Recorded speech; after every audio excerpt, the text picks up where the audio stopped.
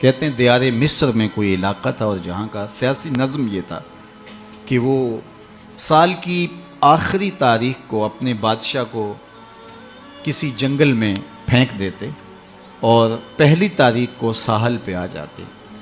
سب سے پہلے ان کے ساحل پہ جو شخص آتا اس کو اپنا بادشاہ مان لیتے.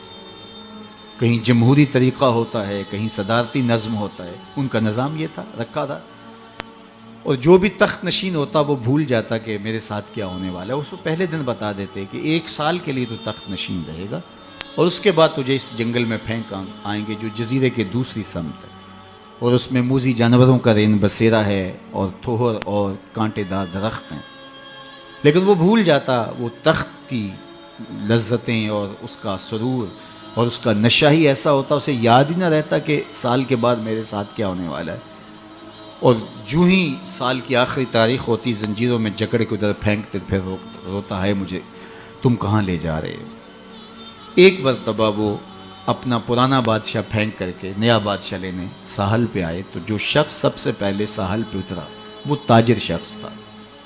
اس کے گلے میں پھولوں کے ہار ڈالے, گارڈ آف آنر پیش کیا. اس نے کہا یہ کیا ہے میرے لیے؟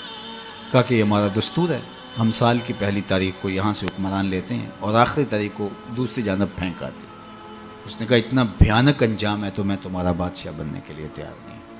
اس نے کہا تو چاہے نہ چاہے باندھ کے بھی تخت پہ بٹھانا پڑا, یہ ہمارا ضابطہ ہے. عجیب کہانی. اس نے کہا میں تو تاجرانہ غرض سے آیا ہوں, میں تو کوئی امور سلطنت اور سیاست سے آگاہ ہی نہیں ہوں. اس نے کہا ہمارے بندے لگے قوانین ہیں, اس کے ساتھ آپ نے کام کرنا ہوگا. اور اس نے کہا ہر صورت میں جو ہے وہ تجھے یہ کرنا پڑے گا. پھنس گیا.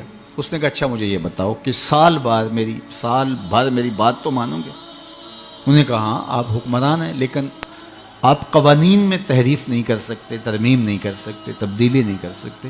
البتہ آپ کے انتظامی امور ماننے کے لیے ہم پابند ہیں.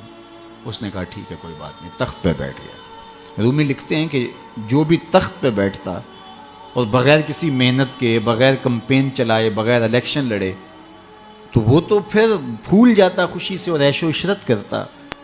لیکن یہ پہلا شخص تھا جب تخت نشین ہوا تو اس نے کہا بلدیہ کے ملازمین بلائے جائیں. بلائے گئے. کہا جاؤ اس جنگل میں جہاں بادشاہوں کو پھینک کے آتے ہو وہاں کے کانٹے اور جھاڑیاں کاٹو. اور پولیس کے کمانڈوز بلائے. کہا جاؤ وہاں جا کے جو موذی جانور ہیں ان کو قتل کر دو. معمار بلائے. کہا جا کے وہاں خوبصورت محل بناؤ. مالی بلائے. وہاں جا کے باغ لگاؤ, پھل لگاؤ, پھولدار, سایہ دار, ثمردار درخت لگاؤ. حکومتی مشینری, پوری حکومتی مشینری اس باغ کے کانٹے دار درخت کٹوانے, وہاں کے موذی جانور قتل کروانے اور وہاں کنویں کھدوانے, محل بنوانے اور پھلدار, پھولدار, سایہ دار درخت لگانے میں صرف کر دی. جب سال کی آخری تاریخ ہوئی تو وہ جنگل جہاں بادشاہوں کو پھینکا کرتے تھے وہ جنگل نہیں رہا تھا, وہ ایک باغ بن چکا تھا. اور یہ زنجیریں لے کر آئے تو اس نے کہا مجھے زنجیریں نہ پہناؤ, میں خود چل کے جانے کے لیے تیار ہوں. اس لیے اس تخت پر بیٹھ کر کے وہ اپنے لشکر بھیج کے وہاں کے کانٹے, وہاں کے تھوہر, وہاں کے موذی جانور, وہاں کے خطرناک جانور جن کا وہاں رین بسیرا تھا ان کو کاٹتا رہا, قتل کرواتا رہا. تو اس نے کہا کہ میں خود چل کے جانے کے لیے تیار ہوں. رومی کہتے ہیں جو کافر ہے وہ دنیا کے تخت پہ, جو فاسق اور بدکار ہے وہ دنیا کے تخت پہ موج کرتا ہے, اور جب وقت آخر آتا ہے تو اس کو جب زنجیروں میں جکڑ کے لے جانا چاہتے ہیں فرشتے تو وہ کہتا ہائے مجھے کدھر لے جا